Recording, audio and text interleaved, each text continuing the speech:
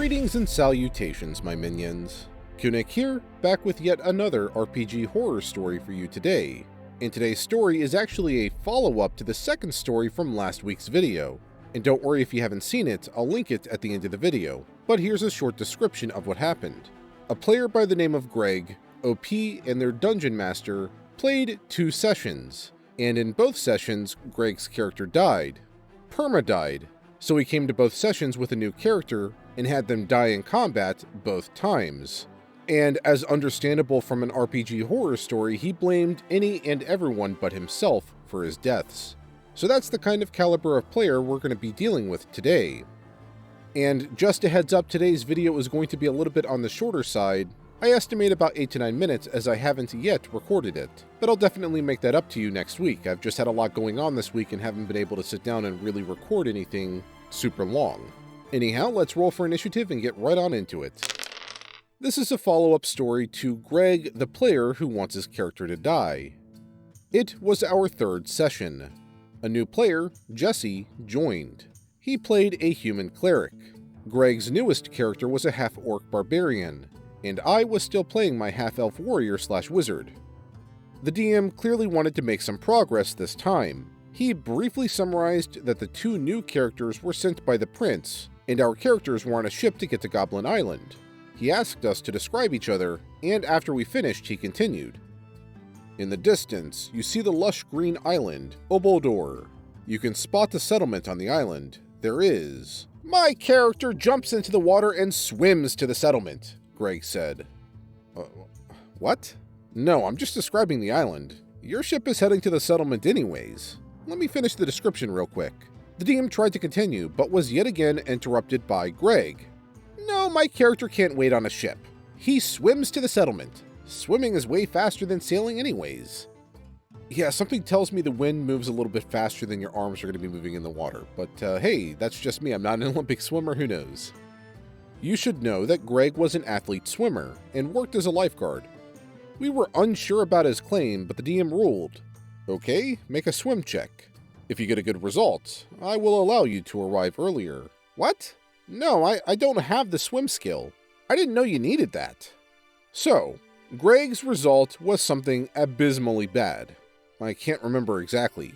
Everyone had a good laugh. Everyone except Greg.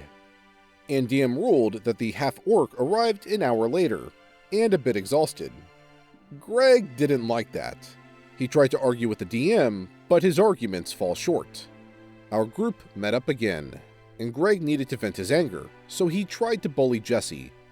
Get out of my way, priest! Step to the side so I can pass. Our characters were standing on an empty road with more than enough space to pass by, and we were about to head in the same direction anyways. Nonetheless, his half-orc ordered the cleric to step to the side. Cleric refused. So, Greg asked the DM to roll for intimidation. Initially, the DM did not allow that, but after half an hour of arguing, the DM gave in. Jesse asked if he can roll for intimidation too, and of course, he was also allowed to do so. They both made their checks. Greg's result was too low. Jesse's result, on the other hand, was a natural 20, so DM ruled.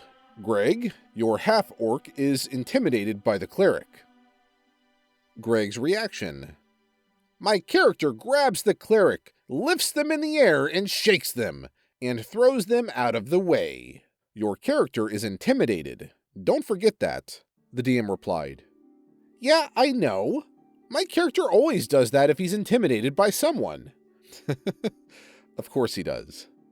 DM sighed, and clearly didn't like arguing with Greg anymore. He suddenly turned the adventure into a fixed railroad, just ignored any arguing and described us walking to the mayor. A guard guided us to the kobold dungeon outside of the town, and DM simply let us roll initiative for the first encounter in front of the entrance. He only gave us as much freedom as absolutely necessary. Probably for the best given Greg's previous escapades. It worked. We fought through the dungeon and got to the first Power Stone. And for the very first time I thought, hey, this adventure is not going to turn into a dumpster fire. This was until our characters were on their way back to the settlement. I wanted to do just one sentence of roleplay. I described my character taking his hat off to wipe his forehead. "Your character has a hat?" Greg asked. I had described the hat multiple times at this point, but I did again. Why not? It was a red musketeer hat with a big white feather.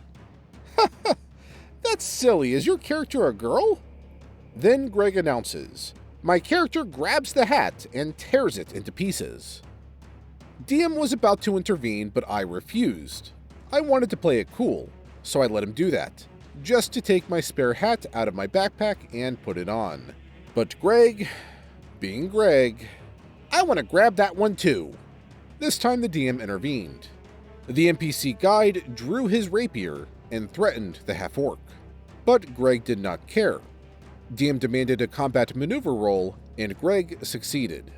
So my spare hat was shredded too. But in exchange, the NPC swung the rapier elegantly and cut a strand of hair from the half-orc. Greg was livid. He declares to attack the NPC. DM initially did not allow that. Chaos broke out at the gaming table. Finally, Greg yelled at the DM. So, DM gave in and let us fight. Everybody against Greg. It was a short fight and the half-orc was knocked down. We took away his weapons and healed him. We wanted to continue our way to the settlement as Greg was constantly complaining about the removal of his weapons and promised not to attack again. So, we gave him back his weapons. Guess what he immediately was about to do? Yes, you are correct. The half-orc immediately attacked us again. We knocked the half-orc down again. But this time, he died. Accidentally, I swear. Greg asked us why we always killed his beloved characters. Tears stood in his eyes. We tried to explain it to him, but he didn't get it. So we ended Session 3. Session 4. So the last player joined our group. It was Carl. Greg and Carl came a bit earlier that day and rolled up their characters. They played as two brothers, human fighter. When I arrived at the gaming table, everybody seemed to be in a good mood, so I was looking forward to the session. Story-wise, Cleric and my character left the Kobold Island and our group met at a port city. We introduced ourselves and asked Greg's character for his name. He didn't reply. We thought he might have missed our question. So, later my character asked Carl's character in-game, while they were alone in a tavern, for his and his brother's name. So, our group bought some stuff, talked to NPCs, and we were about to leave the city to the next dungeon. Only Greg's character was missing, because he wanted his character to do some muscle training alone. My character walked over to the training yards and asked, "I don't know his character name anymore, let's go with Ragnar. Hey Ragnar, are you finished? We want to leave the city." That's when Greg announced, "Charge!" You can't just attack random people," said the DM confused. "But he said my name!" "Okay, but your character is lawful good, alignment, and that's not a reason at all." At that point, Greg told us his definition of alignment lawful good. He repeated that definition time and time again, and I believe he was, maybe still is, dead serious about it. Lawful good only means you have a moral codex. Nobody needs to understand or even know your moral codex, even the DM. And if you are always true to that codex, that means you're good. And it just so happened that killing anybody who dared to say his name was part of that code. DM fell dead silent at this point. He said nothing more but goodbye that day, when he later left the gaming table. And our characters began fighting. My character managed to knock his out, and I took the chance to kill Ragnar. "Why do you kill Ragnar?" Greg asked. "Because it's part of my moral codex to kill anybody who wants to attack me," I said. "But you didn't do that last session." And I answered, "Yes, that's why my character is only lawful neutral." So the session ended early. A few days later, the DM told us that he was burned out and didn't want to play D&D for a while. So our campaign came to an end. End post. So, in the span of 4 sessions, Greg managed to kill 4 characters and didn't quite grasp why they were dying at all.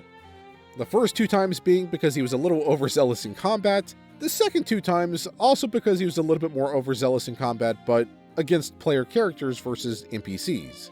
You'd think he would eventually get the hint, but I guess sometimes people don't, or lack common sense. I don't know. It's a little mind-boggling as to why he didn't realize what he was doing was wrong. That said, it does kind of suck that the DM got burned out as a result. I really think that the player should have spoken with Greg about this so that he could maybe understand why what he was doing was wrong. It just seemed like he lacked the common sense to understand that, and maybe if it was explained to him, he would have had a better grasp of it. Probably not, but you never know, and it's worth bringing it up to him so he could have at least had that chance to figure it out. Anyhow, that's it for today's story. As always, the source of it is in the description below, and if you liked the video and you want to see more videos just like this one, be sure to hit that subscribe button and bell notification icon to be notified of my future videos. And while you wait for those future videos, here are a few related videos that you can watch from my channel in the meantime.